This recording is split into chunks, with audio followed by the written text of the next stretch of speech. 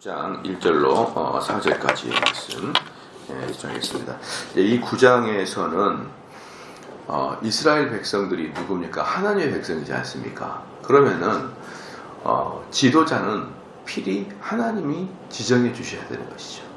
하나님이 내리신 자가 지도자가 돼야 되고, 그리고 그 지도자는 자기가 잘나서 지도자가 된 게 아니고 하나님이 앉혀주셨기 때문에 항상 겸손히, 그리고 백성들을 섬기면서 또한 백성들이 어긋나지 아니하도록 잘 양육하는 게 이스라엘 왕의 직무였습니다.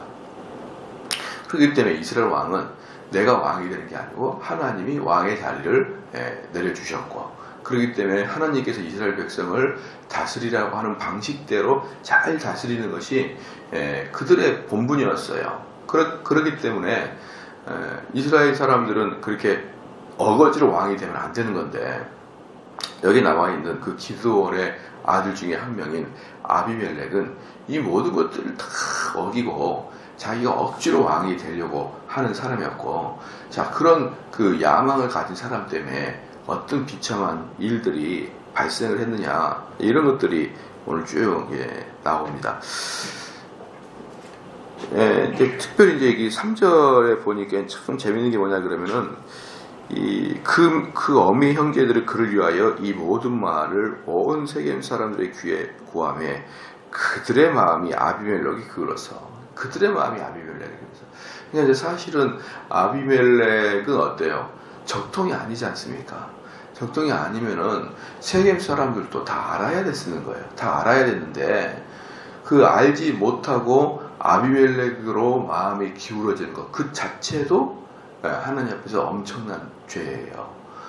그러니까 쉽게 말씀을 드리면, 잘못 말씀을 전하는 목사도 문제지만 그 말씀이 옳다고 하여 그 앉아있는 사람들도 다 똑같은 사람입니다. 다 그 똑같은 죄를 지고 있기 때문에 나중에 벌을 받을 때는 똑같이 다 받아요. 다. 그래서 실질적으로 그러지 않습니까? 어리석은 왕, 예컨대 히틀러 같은 사람 보십시오. 히틀러 같은 사람들은 그 히틀러가 독일의 총통이 되기까지 누가 뽑아줬겠냐 이 말이에요. 독일 국민이 다 그를 찍어줬어요. 쉽게 말하면 여러분들 그 투표를 하는 민주주의 국가에서 무슨 독재자가 나오겠느냐 그렇게 생각하죠? 천만의 말씀이에요. 그걸 갖다가 무슨 독재라 그러냐면 인민 독재라 그래요. 인민 독재. 왜? 많은 사람들을 우매하거든요. 그러니까 그 사람들에게 쇼를 하는 거죠. 겉으로 아주 착한 척하고 감정이 호소하고 다 이렇게 오냐 이렇게 엉덩이 다 이렇게 뚫겨주고 가려운 데 긁어주고 듣기 좋은 소리 해주고 속 시원한 이야기 해주고 그동안 억눌렀던 시원한 얘기를 해주고, 그러면은 이 우매한 다수들은 그냥 다 찍습니다. 다 찍어서 총톡에 딱 올라놓으면은 그 총톡이 이제는 다른 사람이 아무도 근접할 수 없도록 법을 개정시켜버려요. 법을 개정시켜서 예를 들어서 이렇게 한번 해봅시다. 자, 이제부터는 우리가 밤 6시 이후에는 모여서 이렇게 소요사태를 이루는 것을 금지시킵니다.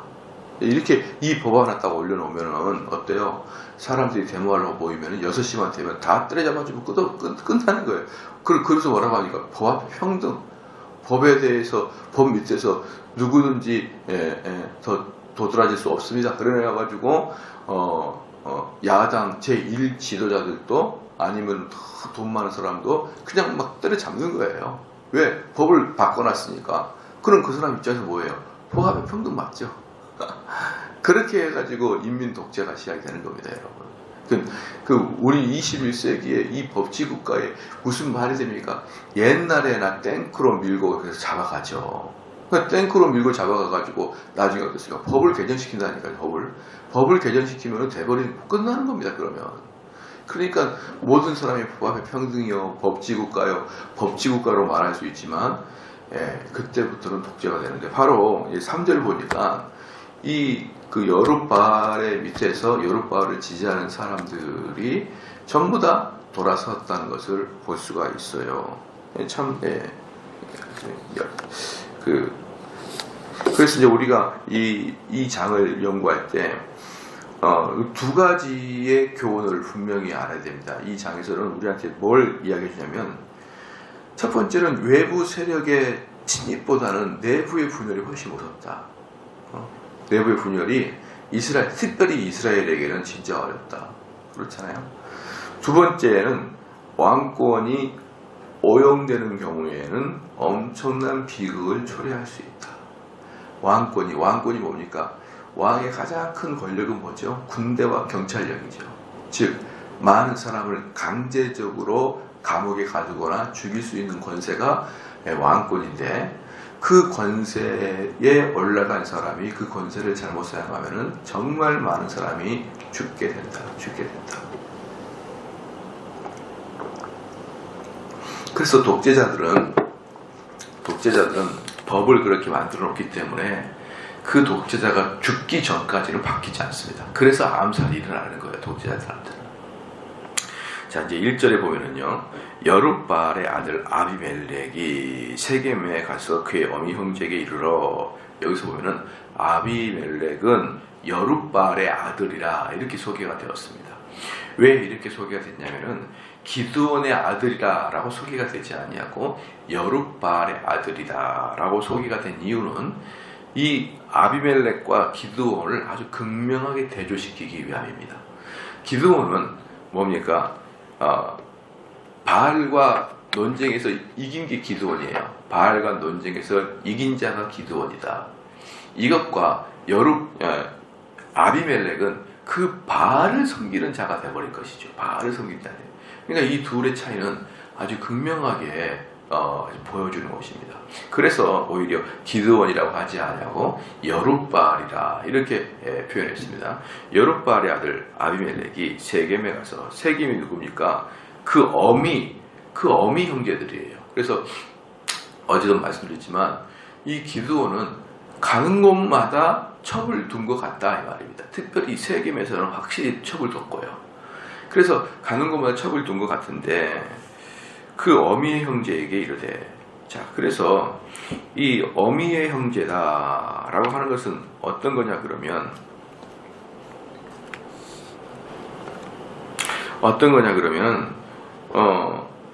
아비멜렉 같은 경우는 이제 그 세겜 땅에 사는데, 그것이 원래 여호수아가 땅을 분배할 때 에브라임 지파가 차지했던 땅이에요. 거기가 예루살렘보다 북쪽으로 약 50km 떨어진 지역인데, 북쪽으로 50km 떨어진데 에브라임 지파가 차지했던 땅이 원래 세겜 땅입니다.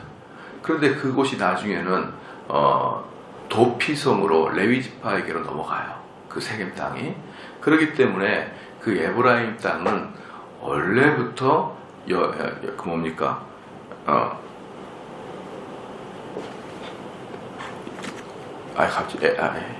왜 그 지파 이름이 갑자기 생각나?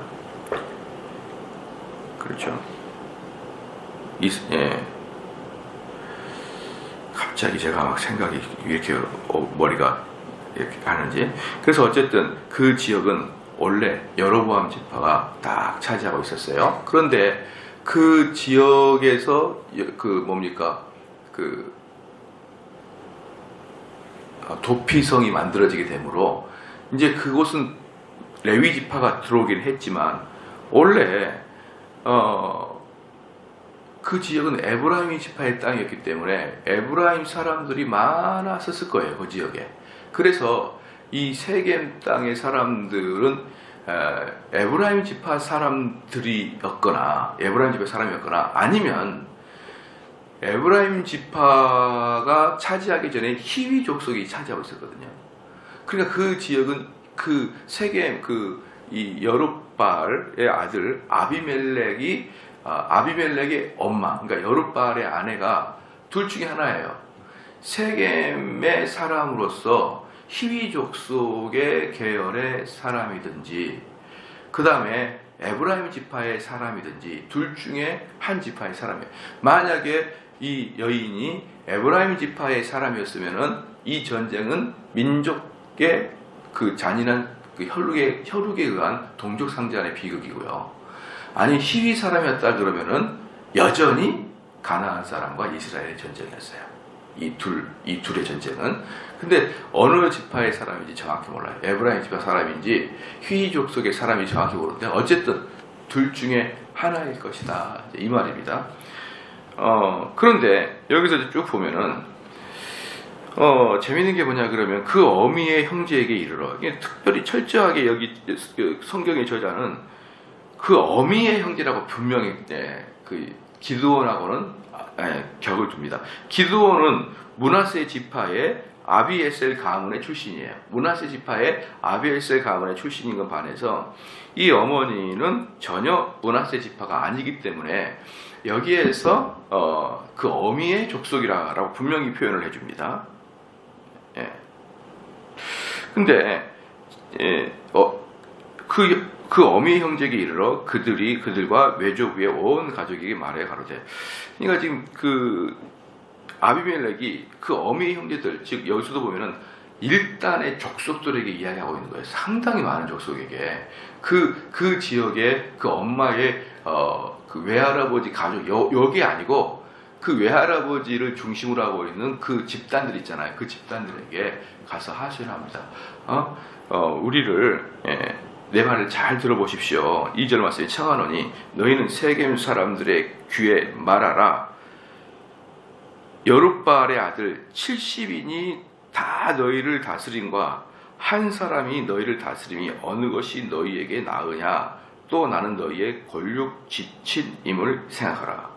여기서 뭐라고 했냐면은 다 모아놓고 너희들 70인에게 다스림을 당하는 게 낫냐? 나 혼자에게 다스림을 당하는 게 낫냐? 이렇게 딱 이야기하는 것이죠. 그러니까 또 그러면서 우리는 식구잖아 이렇게 이야기합니다. 옛날에 한참 유행하는 게 단어가 그랬어요. 우리가 남이가. 그래서 아주 재밌는 게 뭐냐 그러면 지역색을 딱 이용합니다. 지역색을 딱 이용하는 거예요. 정치인들은요, 여러분 지역색을 이용해서 자기의 권세를 뽑아냅니다. 우리 경상도 전라도분 잘 들어주십시오. 여러분들은 속고 있는 거예요. 여러분들은 속고 있는 거예요. 정치인들한테 지역색으로 속고 있는 겁니다. 만약에 제가 그 예를 들어 보겠습니다. 만약에 전라도에서 무조건 민주당이 안 되면요, 거의 민주당이 돼요. 전라도에서는. 경상도에서 외부인이 들어오는 창원이나 포항이나 이런 데 말고, 울산 이런 데 말고 토백이 경상도는 무조건 자유한국당이 됩니다. 만약에 전라도나 경상도에서 무조건 걔네들이 당선이 되지 않잖아요? 그러면 국회의원 후보로 나온 사람들은요, 그 도민들한테 엄청 잘할 거예요. 왜? 너 못해? 너 탈락. 그 대신, 여긴 전라도인데, 민주당 너 탈락. 나 자유한국당 찍어줄 거야. 그러면 걔네들이 열심히 도민을 섬길 거야. 근데 전라도는요, 민주당 공천만 받은 개가 나와도 됩니다. 경상도는 자유한국당 당첨돼도 전과 10번도 돼요. 그럼 걔네들이 도민들을 위해서 뛸까요? 아니면 자기에게 낙점해주는 사람에서 뛸까요? 당연히 낙점만 해주면 되는데 뭐하러 도민을 위합니까? 그래서 그 지역이 발전이 안 되는 거예요. 진짜 걔네들이요, 정말 정신 차리고 전라도에서 민주당을 계속 떨어뜨려야 돼요. 경상도에서 새누리당을 계속 떨어뜨려야 돼요. 그래야 그 지역을 위해서 그 국회의원이 열심히 일한단 말입니다. 그냥 그 국회의원들이 만들어놓은 지역색을 기반으로 얼마나 여러분들이 속고 있는 줄 아십니까? 정신 차려야 돼요. 그 지역에 있는 분들은. 옛날에는요, 어땠었냐면은, 여러분, 손양원 목사님 아시죠? 손양원 목사님이 어디에서 순교하셨습니까? 여수 예양원에서 순교하셨어요. 여수 예양원에서. 근데 손양원 목사님이 어디 사람이냐면 경상북도 사람이에요. 그러니까 손양원 목사님이 있을 때 말이에요, 영호남이 이렇게까지 지역색이 뚜렷하고 이렇게까지 앙숙이 아니었다 이 말입니다. 그때는 다 이렇게 교차해서 목회했는데 지금은 대구에 가보십시오. 대구에 가보면 전라도분 하나도 없고요. 광주에 가면은 경상도분 거의 없어요. 이 목회 현장도 이미 영혼함이 나눠져 버렸습니다. 정신 차리십시오. 이 영혼함이 나눠진 이유는 말하면 그래요. 삼국시대도 그랬다고. 어디 삼국시대도 그렇습니까? 이미 우리 기독교 초창기에는, 그리고 누굽니까? 주기철 목사님 어디서 숨겨졌습니까? 저기 북한의 산정역에서 숨겨졌죠. 주기철 목사님도 경상도 분이었어요. 그때는 지역색이 이렇게까지 크지 않았어요. 사방으로 흩어져서 전라도 분이 경상도로 가고, 전라도 분이 강원도로 가고, 전라도 분이 어디 봅니까? 저기 북한에도 가고, 북한 사람이 남한에도 오고, 경상도 분이 전라도에서 오고, 이렇게 교차적으로 목회하는 게 아무런 문제가 없었어요. 근데 지금은 그 지역 출신이 아니면 목회도 못 가요, 이제. 그러니까 이건 무엇을 의미하냐면, 우리 영원함의 그 지역색이 삼국시대 때부터 있었던 게 아니고, 현대, 근대 정치에 들어오면서 그들이 자기가 정권을 잡으려고 전부 다 우리가 남이가 그런 거예요. 우리끼리 뭉쳐야지. 이렇게 해가지고 표를 바짝바짝 다 걷어간 것이다, 여러분. 저는 이것을 우리 국민들이 알아야 동서의 화합이 있을 것이고 남북의 화합이 있을 것이 생각합니다. 전부 다 정치인들이 자기들 표를 얻기 위해서 전부 다 우리가 남이가를 장악해놓은 거예요.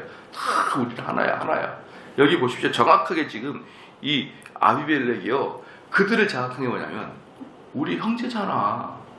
그리고 걔네들은 우리하고 지파가 다르거나 최소한 희귀 족속이었다면 다른 민족인데 70명이 너희를 지배하면 어떡하냐. 아주 정확하게 현대 정치를 보여주고 있어요. 그러니까 사람들이 어때요? 옛말에 이런 말이 있습니다.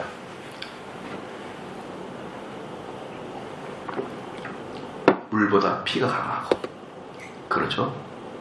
피보다 물이 약하죠, 당연히. 그 다음에 이게 중요해요.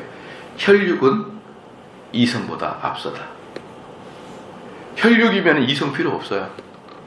그런 말이 있듯이 우리가 남이가, 이 한마디는 세겜 사람들을 하나로 모아버립니다. 하나로.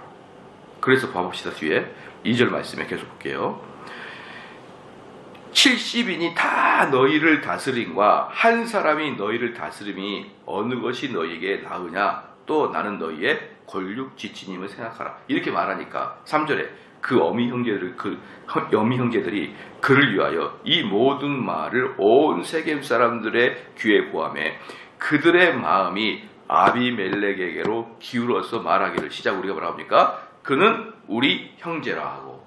전부 다 이제 뭐는 거예요? 핏줄로 끌어대기는 겁니다. 그랬더니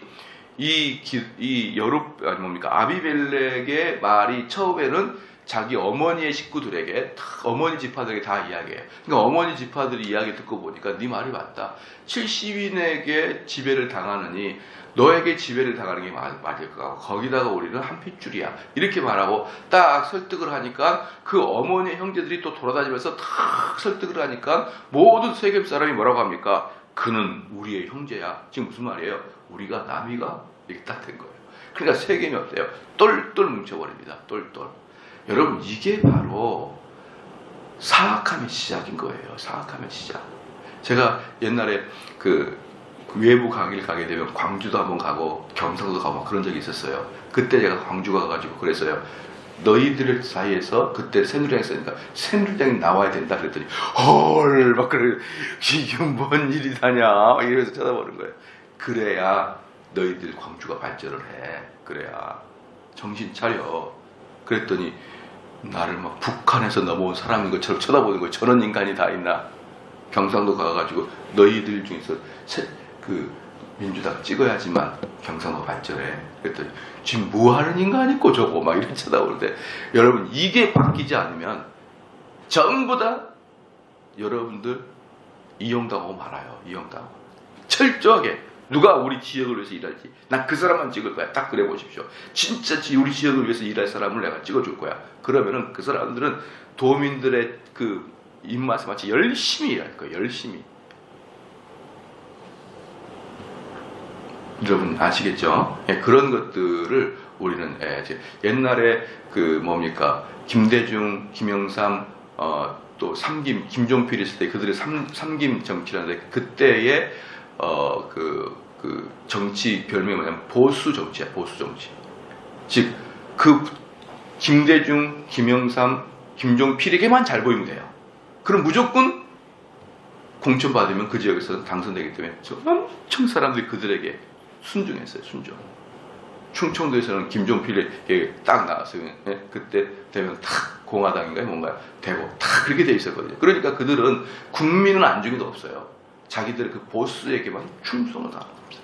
자, 이게 뭐예요? 이게 얼마나 여러분 합리성을 잊어버리고 이게 완전히 그게 시작이 뭐냐면 우리가 남이가 이 부분에서부터 시작을 하거든요. 그러면 우리가 남이가 그러면 해야 뭐라고 합니까? 네가 해준 게 뭐냐? 너가 우리한테 해준 게 뭐야? 한번 물어보세요. 너희가 해준 게 뭐냐? 맨날 투표 날 때는 남이가 그래놓고 너희가 이 지역을 위해서 해준 게 뭐냐? 물어봐요.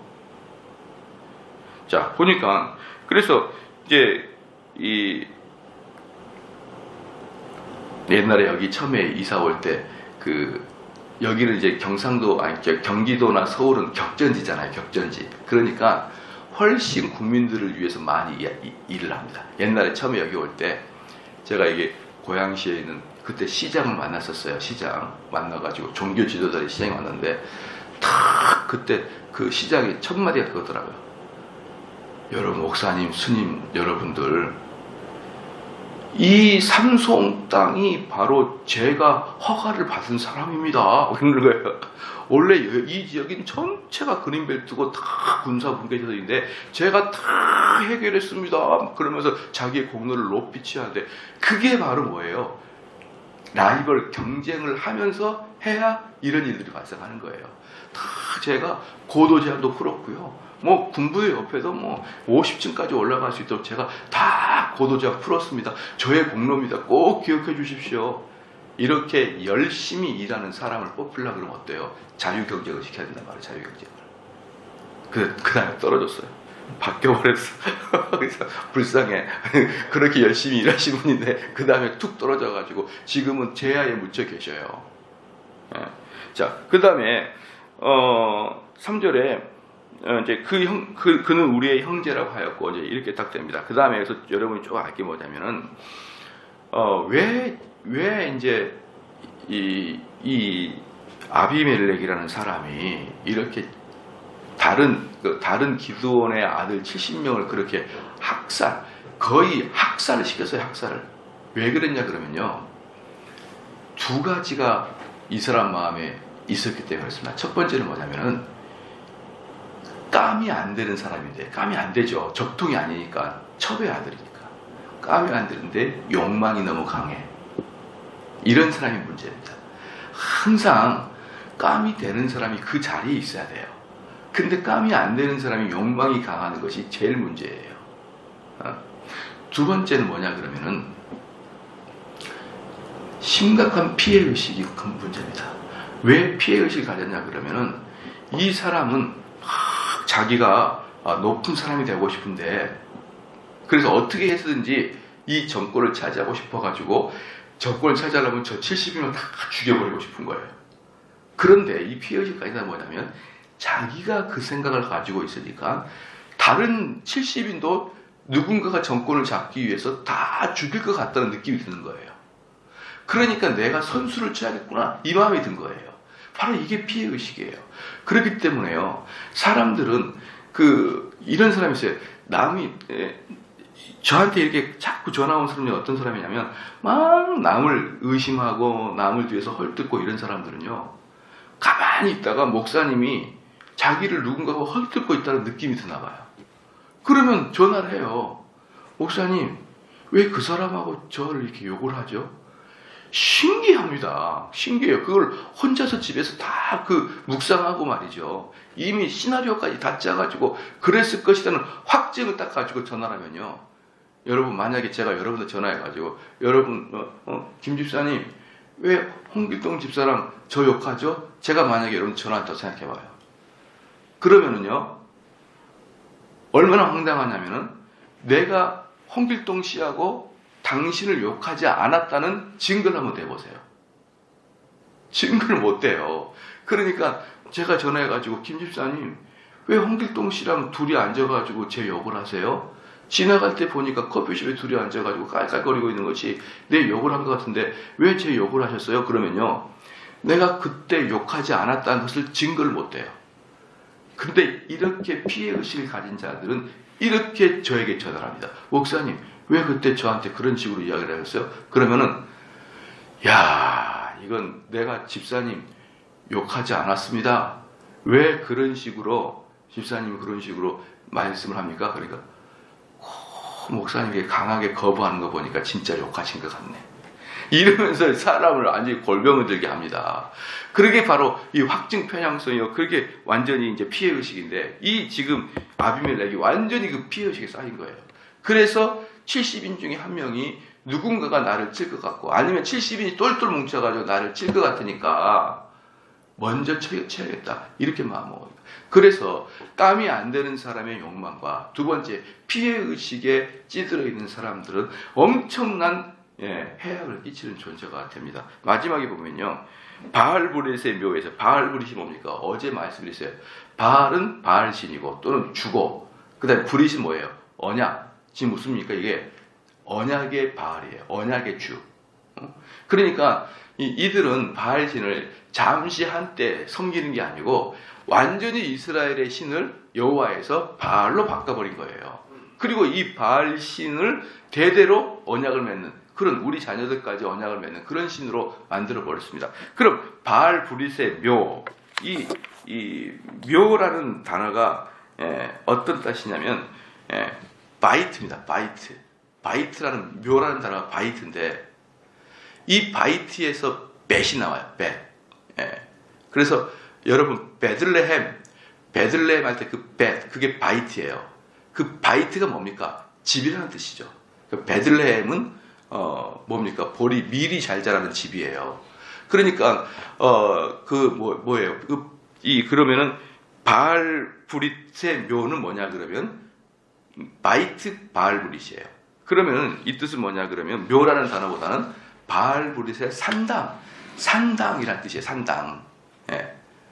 산당. 그래서 바알 브릿의 산당에서 은 70개를 내요. 즉 그들에게 제사를, 바알 브릿에서 바알에게 제사를 드리는 곳에는 뭐가 옵니까? 항상 재물이 오고 헌금이 들어오잖아요. 그러니까 그게 돈이 많이 쌓여 있어요. 그 많이 쌓이는 우상 숭배를 하는 그 집에서 은 70개를 이 아비멜렉에게 줍니다. 그랬더니 그 아비멜렉이 그 돈을 가지고 방탕하고 경박한 유를 사서, 무슨 말입니까? 조직폭력배를 만든 거예요. 조직폭력배를 만들어 가지고 자기를 쫓게 합니다. 그러니까 이제 말씀의 결론을 맺겠는데요. 여러분, 기드온이 왜 이렇게 많은 아들을 낳았을까요? 기드온이 왜 많은 아들을 낳고 가는 곳마다 첩을 만들어 가지고 자기 자녀들을 만들어 놨냐면요, 기드온이 처음에 뭐라고 했어요? 자기 가문은 아주 어린 가문이고 아주 볼품없는 가문이다, 그렇게 말했던 거 기억나시죠? 그렇기 때문에 기드온은 그게 원한이 되어가지고 어떻습니까? 강력한 자기 가문을 만들고자 하는 욕망이 있었던 거예요. 바로 하나님이, 제가 어제도 말씀드렸지만, 너가 가장 중요하게 여기고 있는 걸로 내가 너를 치겠다는 것입니다. 기드온이 가장 중요하게 여겼던 그게 뭐예요? 후대가 안정되게 강력하게 털을 굳히는 것, 왕족답게 세력을 굳히는 것이 기드온의 소원이었었는데 싹 죽여버립니다. 하나님의 놀라운 그 징벌이에요. 징벌. 참 이제 이런 걸 볼 때마다, 야, 이거 뭐 10년, 20년, 30년 후에라도 하나님이 치면 방법이 없구나. 그러니까 우리는 좀 죄짓지 말고 살아야 돼요. 남의 눈에 눈물 흘리면 내 눈물에 피눈물 날 것을 각오하고 죄짓지 말고 좀 선대를 베풀고 사십시오. 그냥 남을 너무나 해코지하고 그렇게 하죠. 또 피해의식, 그렇잖아요. 그래가지고 남을 괜히 의심하고 묻지도 않은데 제가 나를 싫어할 것이다, 이 피해의식. 그 피해의식을 갖고 있는 자가 의지력이 있으면 살인해버린단 말이에요. 살인. 이러한 것들이 오늘 잘 보여주고 있는 거예요. 특별히 여러분, 지도자에 속지 마십시오. 정치인도 속지 말아요. 전부 다 자기들 표 얻는 것 뿐이지 여러분하고 뭔 상관이 있어요. 그들이 국회의원 되고 그들이 대통령 되고 나하고 뭔 상관이 있습니까? 정말 우리는 너무 많이 속고 있는 것 같아요. 너무 많이 이 땅 인생에 속아서 정말 우리가 할 일 제대로 못하고 남 좋은 일만 시키다가 그냥 그대로 가는 거예요. 기도하시겠습니다.